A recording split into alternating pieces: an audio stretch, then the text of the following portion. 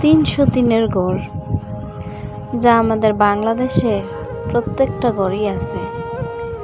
আপনারা আবার মনে করেন না আমি মজা করতেছি না। শুধু স্বামী 3টা বিয়ে করে আনলেই ঘরে সতীন আসে না, স্বামী বিয়ে না করলেও সতীন এমনিই থাকে। ঠিক সতীনের মতো আর কি, সতীন না, জ্বালানোর জন্য প্রতিটা সংসারে থাকে। এখন আপনারা আবার কমেন্টে বললেন না যে আমাদের ঘরে নাই, আছে আছে, সবাইয়ের ঘরেই আছে। 90% ঘরে আছে, আর বাকি 10% তো আমি বাদ দিয়েই রাখছি। গ্রামের 90% ঘরেই আছে এই 303-এর মতো হুবহু মিল মানুষগুলা। এখন কই এই 90% ঘরে কারা আছে? কে এগুলা? তারা হইতেছে আমাদের সম্মানিত ননদ, শাশুড়ি আর ছেলের বউ। কান্দাকান্দি বন্ধ, হাসবেনও না কেউ। আমি তো মিথ্যা বলি নাই। একটা মাইয়া যখন বিয়ার পর নতুন বউ হইয়া যায়, তখন শাশুড়ি আর ননদ এমন কাহিনী করে যেন বউটা হ্যাগো সতীন।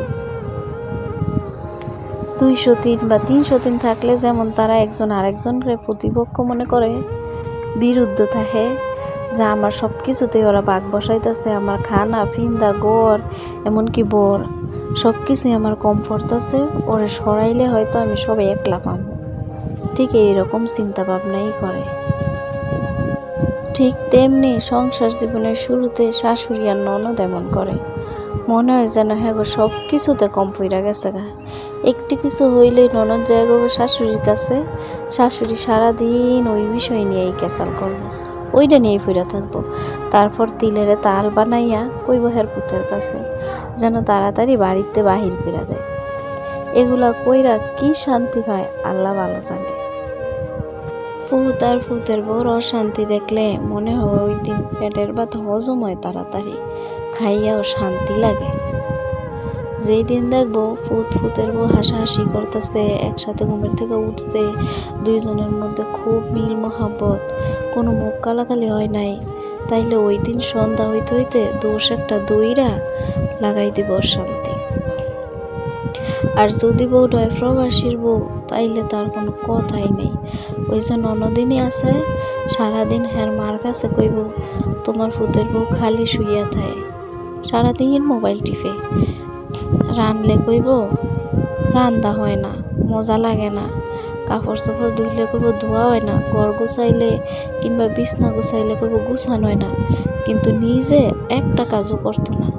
এদিকে নিজে গোড়ার ডিমও পারে না, তার কোনো দোষ নাই। হ্যাঁ, শুধু খোসা লাগাইতে পারো।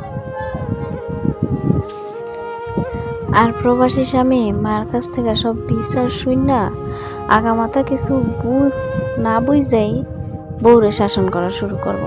এইটা করছো কেরে, ওইখানে গেছো কেরে, আমার মার কথা শুইনা চলবা, যেমনে কইব হেমনে করবা, এই জ্ঞান দেওয়া আরম্ভ শুরু করব। এক সতীন আরেক সতীনের পিছে যেমন করে লাগিয়ে থাকে, যে কেমনে হ্যার একটা দোষ বাহির করে সবার সঙ্গে খারাপ বানাইবো, তেমনি বিয়ের পরে আর 5-6 বছর একটা পুতের বউর লগে তাই করে। শুধু কেমনে ছোট করন যায়, কেমনে ছেলের লগে ঝগড়া লাগান যায়, কেমনে বউয়ের বাপের বাড়ি নিয়ে খোটা দেওয়ান যায়, এই কাজটাই করব। আচ্ছা, ফুতের বউ খারাপ থাকলে কি শান্তি পায়? একটা পরের বাড়ির মেয়ে সব ছাইরাইয়ে কতটা অসহায় থাকে, কতটা একা থাকে, মনটা সবসময় কত ছোট হয়ে থাকে, একটু কি বুঝে না তারা? বিয়ের 5-6 বছর হইলে তখন দেখতে দেখতে প্রতিবাদ করন যায় বা শিহা যায় যে নিজের প্রতিবাদ নিজেই করতে হবে। কিন্তু প্রথমের এই 5-6 বছর ধৈর্য ধরাটা খুব কষ্টের। সব মেয়ে পারে না। শুধু শ্বশুর শাশুড়ির ঝগড়ার কারণে কত সংসার ভাঙে আল্লাহ জানে।